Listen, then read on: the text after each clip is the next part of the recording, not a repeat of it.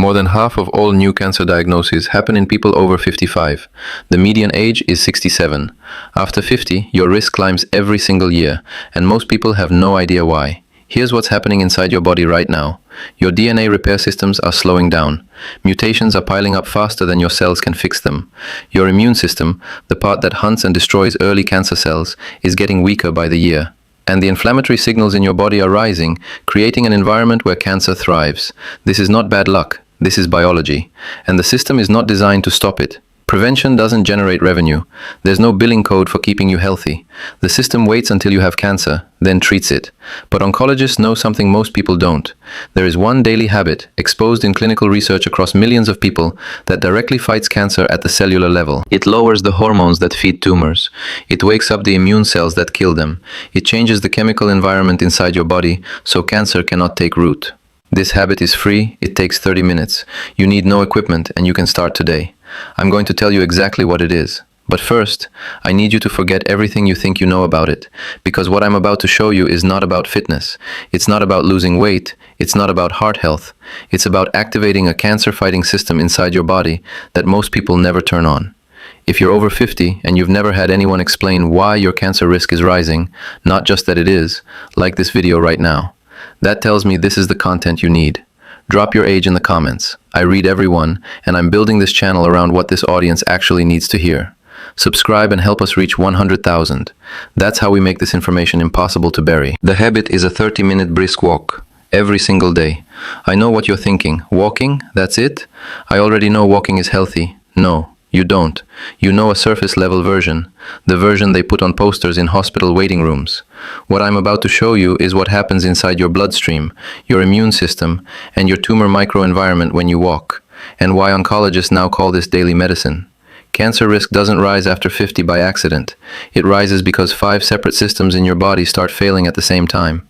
Understanding this is the first step to stopping it. System 1. DNA damage accumulation. Every single day your cells divide and copy their DNA. Every single day mistakes happen. Mutations slip through. When you're young, you have an aggressive team of repair enzymes that catch these errors and fix them before they cause problems. After 50, those repair systems slow down. They miss more mistakes. The mutations start piling up faster than your body can correct them. One wrong mutation in one wrong gene, and a normal cell becomes cancerous. System 2. Chronic inflammation. As you age, older cells stop dividing properly. Instead of dying off like they should, they linger. And they start releasing inflammatory signals into surrounding tissue. Scientists call this inflammaging. It creates a low-grade fire burning constantly inside your body. That inflamed environment sends growth signals to damaged cells. It damages DNA. It suppresses immune function. It is the perfect breeding ground for cancer. System 3. Immune surveillance breakdown. Your immune system has a special operations team, natural killer cells and cytotoxic T cells. Their job is to patrol your body 24 hours a day, looking for cells that have turned cancerous. When they find one, they destroy it before it can multiply into a tumor. This is happening inside you right now. After 50, your thymus gland, where T cells mature, shrinks dramatically. Your natural killer cells become fewer and less aggressive. The patrol gets weaker. Cancers that would have been caught and destroyed at age 30 now slip through undetected. System 4. Hormonal shifts. Insulin, estrogen, and growth factors like IGF-1 are supposed to fluctuate throughout the day. But if you carry extra weight, sit too much, or eat processed foods constantly, these hormones stay chronically elevated. They act like fertilizer. Insulin tells cells to grow. Estrogen stimulates breast and endometrial tissue. IGF-1 accelerates cell division everywhere. More fertilizer means faster tumor growth. System 5. Telomere erosion and epigenetic drift. Telomeres are protective caps on the ends of your chromosomes, like the plastic tips on shoelaces. Every time a cell divides, telomeres get shorter. When they get too short, the chromosome becomes unstable. The DNA starts making errors. Meanwhile, the epigenetic switches on your genes, the ones that turn cancer-suppressing genes on and cancer-promoting genes off, start drifting in the wrong direction. Genes that should stay silent get activated. Genes that should stay active get shut down. After 50, you are not fighting one problem. You are fighting 5 simultaneous breakdowns. More damaged cells, weaker repair systems, sluggish immune surveillance, a hormonal environment that feeds growth, and unstable DNA that's primed to mutate. This is why cancer incidence rates climb from about 350 cases per 100,000 people at age 45 to over 1,000 per 100,000 after age 60. The biology is stacked against you. But here's what they don't tell you. One daily habit directly counteracts all 5 of these mechanisms. Not one, all 5. When you walk briskly for 30 minutes, you are not just burning calories or improving your mood. You are triggering a cascade of biological events that directly fight cancer at the cellular level. Let me show you exactly what happens. Mechanism 1. Hormone and growth factor regulation. The moment you start moving, your body begins pulling insulin out of the bloodstream to fuel your muscles. Insulin levels drop. IGF-1 levels drop. In women, circulating estrogen drops, especially important after menopause when fat tissue becomes the primary source of estrogen production. Lower levels of these hormones mean less fuel for estrogen-sensitive breast tumors, less stimulation of endometrial tissue, less growth signaling in the colon. You are cutting off the fertilizer supply. Mechanism 2. Inflammation suppression. Within minutes of sustained movement, your body begins lowering inflammatory markers. C-reactive protein drops. Interleukin-6 drops. At the same time, anti-inflammatory cytokines rise. The chronic fire that was burning inside your tissues starts cooling down. Less inflammation means fewer growth signals sent to damaged cells. It means less DNA damage from oxidative stress. It means a tissue environment where cancer struggles to establish itself. Mechanism 3. Immune system activation. This is the part that should change how you think about walking forever.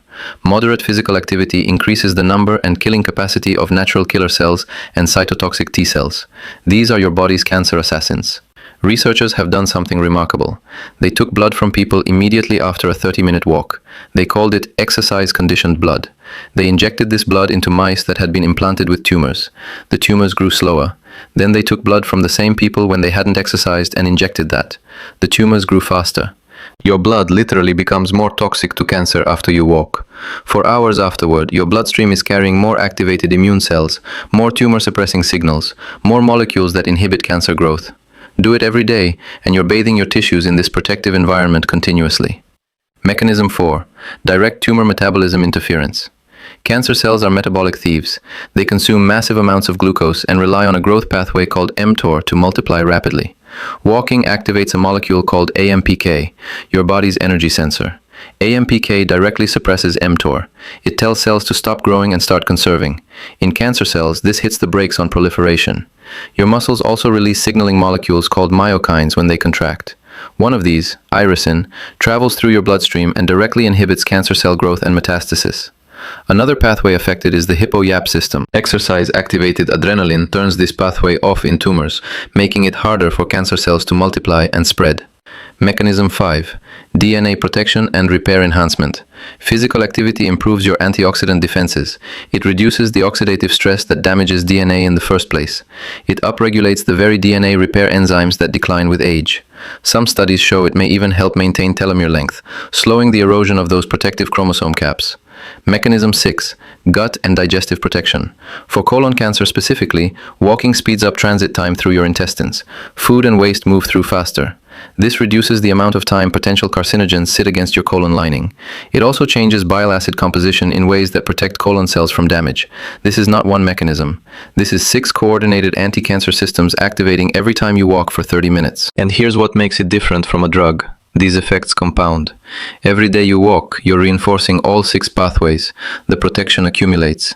This is not speculation. This is not preliminary data. This is evidence from millions of people across decades of rigorous research. The National Cancer Institute conducted pooled analyses involving over 1 million participants. Their findings: people with the highest levels of physical activity had 12 to 21% lower risk of breast cancer, 19% lower risk of colon cancer, 20% lower risk of endometrial cancer, 21% lower risk of esophageal adenocarcinoma, 12 to 23% lower risk of kidney cancer. A major 2025 analysis found that adults with the highest daily activity levels had a 26% lower overall cancer risk compared to the least active. Not for one cancer, for cancer overall. The dose-response relationship is clear. Increasing your daily steps from 5,000 to 9,000 showed measurable protection against more than 10 cancer types. Benefits began at 150 minutes per week, exactly 30 minutes, 5 days a week. More activity provided more protection, but consistency mattered more than intensity. Here's the number that should make you put your walking shoes by the door tonight. A study of 832 patients with stage 3 colon cancer found that those with higher physical activity had a 40% reduction in cancer recurrence and a 63% reduction in death from the disease.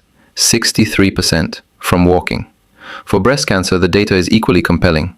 Postmenopausal women who increased their physical activity saw significant additional risk reduction, proving the benefit exists even after hormonal changes occur.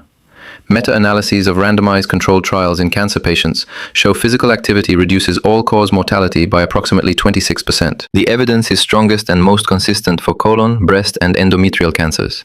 It's solid for kidney, esophageal, stomach, and bladder cancers. It's growing for liver, lung, and blood cancers. The American Cancer Society, the World Cancer Research Fund, the National Cancer Institute, and the World Health Organization all give physical activity their highest evidence ratings. They rank it alongside not smoking as one of the most powerful cancer prevention factors within your control. This isn't fringe advice. This is what practicing oncologists tell their patients and their own families. Dr. Christopher Kogel, board-certified oncologist and professor at the University of Florida, states directly, "By age 40, I recommend adopting structured daily physical activity that integrates both aerobic and resistance-based exercise. 30 minutes of walking most days a week." Epidemiological data consistently link regular physical activity to lower incidence of multiple cancers, including breast, colorectal, endometrial, and prostate cancers. The American Cancer Society guideline, reviewed and endorsed by the American Society of Clinical Oncology, is explicit. Adults should get 150 to 300 minutes per week of moderate intensity activity. Getting to or exceeding the upper limit of 300 minutes is ideal. That's 30 to 45 minutes per day, every day. The National Cancer Institute states that the effects of physical activity on hormones, insulin, inflammation, and immune function provide plausible biological explanations for the observed risk reductions. Oncologists call this daily medicine, not metaphorically, literally. It works through defined biological pathways. It produces measurable physiological changes. It reduces disease risk in dose-dependent fashion. The only difference is you don't need a prescription, and it costs nothing. I had a patient, we'll call her Margaret, 61 years old, retired school teacher, sharp mind, careful habits, family history that haunted her every day. Her mother had breast cancer at 58, her aunt at 63, her grandmother died from it at 70. Margaret came to me terrified. She'd had a suspicious mammogram 2 years earlier. It turned out benign, but the fear never left. She woke up thinking about it. She went to sleep thinking about it. She asked me what she could do. She expected me to recommend supplements, expensive genetic tests, maybe preventive medications with long lists of side effects. I told her to walk. 30 minutes every morning before breakfast. She looked at me like I was dismissing her, like I wasn't taking her fear seriously. So I explained everything I just explained to you. The 5 systems, the 6 mechanisms, the exercise-conditioned blood, the 21% reduction in breast cancer risk, the immune cells, the hormone regulation. Her expression changed. This wasn't a platitude, this was biology. She started that week. Every morning, 6 a.m., before the neighborhood woke up, rain or shine, she bought proper walking shoes, she tracked her steps. 1 year later, her inflammatory markers had dropped measurably. Her fasting insulin was lower. Her resting heart rate had improved. Her sleep was better. Her energy was higher than it had been in a decade. But more than that, the fear had changed. It hadn't disappeared, but it had transformed into something she could act on. Every morning when she walked, she was doing something. She was fighting back. Margaret didn't need a prescription. She didn't need a $400 a month medication. She needed a daily habit backed by real evidence, and someone who would explain why it works. Everyone over 50 benefits from this habit, but some people need it more urgently than others. You are at higher risk if you sit more than 8 hours a day. Office job, commuting, television. The hours accumulate even if you don't notice them. You are at higher risk if your average daily steps are under 5,000. That's sedentary by clinical definition. You are at higher risk if you've gained 10 or more pounds since age 50. Excess fat tissue, especially abdominal fat, produces estrogen, releases inflammatory signals, and elevates insulin. It actively promotes cancer development. You are at higher risk if you have a family history of breast, colon, endometrial, or prostate cancer. Genetics loads the gun. Lifestyle pulls the trigger, or keeps the safety on. You are at higher risk if you've ever had polyps removed during a colonoscopy. If you've had an abnormal mammogram. If you have type 2 diabetes, metabolic syndrome, or high blood pressure. These are warning signals that your metabolic environment already favors abnormal cell growth. You are at higher risk if you feel chronically fatigued, sleep poorly, or feel inflamed and achy without explanation. These are signs of elevated systemic inflammation, the same inflammation that promotes cancer. Here's a simple self-assessment you can do right now. Check your phone's health app or use a basic pedometer. Track your steps for 3 typical days. If you're averaging under 7,000, you're leaving protection on the table. If you're under 5,000, you're in the danger zone. Estimate how many hours you spend sitting on a typical day. Include work, meals, commuting, screens. If the total exceeds 8 hours, prolonged sedentary time is independently raising your cancer risk, even if you exercise. Test your walking pace. Go outside and walk a mile at what feels like a brisk pace, not strolling, not racing. If you can complete it in under 20 minutes while still being able to speak in full sentences, you're at the right intensity. That's the pace that triggers the anti-cancer cascade. If you're not currently doing 30 minutes of continuous brisk movement most days, you are in the group that stands to gain the most from starting. Here's the exact protocol. No equipment, no cost. Start tomorrow. Duration: 30 minutes of moderate intensity activity every day. Brisk walking is ideal. The pace where your breathing is noticeably quicker, but you can still speak in full sentences. You should feel warmer. You should feel slightly out of breath but not gasping. Frequency: every day. At minimum 5 to 6 days per week. Consistency is more important than intensity. One 30-minute walk every day beats 3 60-minute walks with 4 days off. Timing: morning is optimal. It sets your circadian rhythm, boosts your metabolism for the entire day, and ensures you complete the habit before life interferes. But any time works. If 30 continuous minutes is difficult at first, split it into 2 15-minute walks. One morning, one evening. You still get the benefits. If you're currently sedentary or over 65, start conservatively. Week 1 and 2. Walk for 10 to 15 minutes at a comfortable pace. Add 5 minutes each week until you reach 30. The goal is consistency and sustainability, not immediate perfection. Add strength work. Twice per week, add 10 to 15 minutes of simple resistance exercise. Wall push-ups, chair squats, resistance band pulls, step-ups on a low stair. Maintaining muscle mass provides additional metabolic protection and keeps you functionally strong as you age. What to combine it with? Eat a balanced meal with vegetables and protein within 1 to 2 hours after walking. This supports muscle repair and metabolic function. Stay hydrated. Drink water before and after. Prioritize sleep, 7 to 9 hours per night. Sleep is when your immune system does its deepest repair and surveillance work. Poor sleep directly undermines the immune benefits of exercise. What to avoid? Prolonged sitting, even on days you walk. Stand and move for 2 to 3 minutes every hour. Don't try to make up for a sedentary week with one long weekend walk. It doesn't work that way. Don't push through pain or exercise during acute illness. Avoid walking in extreme heat, on icy surfaces, or in unsafe areas without proper preparation. Contraindications: if you have heart disease, uncontrolled high blood pressure, recent surgery, joint problems, or balance issues, consult your doctor before starting. This habit is remarkably safe for most people, but certain conditions require medical clearance. Stop immediately and seek help if you experience chest pain, dizziness, unusual shortness of breath, or palpitations. Gear: you don't need much. Supportive walking shoes with good cushioning. Comfortable, weather-appropriate clothing. A hat and sunscreen if you walk in sunlight. A phone or simple pedometer to track your steps. Tracking: use a basic calendar, a phone app, or a cheap pedometer. Mark every day you complete your 30 minutes. Visible tracking creates accountability and builds the habit faster. What to expect? Most people feel more energy within 2 to 4 weeks. Sleep often improves. Mood stabilizes. Cravings decrease. The cancer protection is invisible. It accumulates silently in your bloodstream, your immune cells, your DNA repair capacity, your hormonal balance.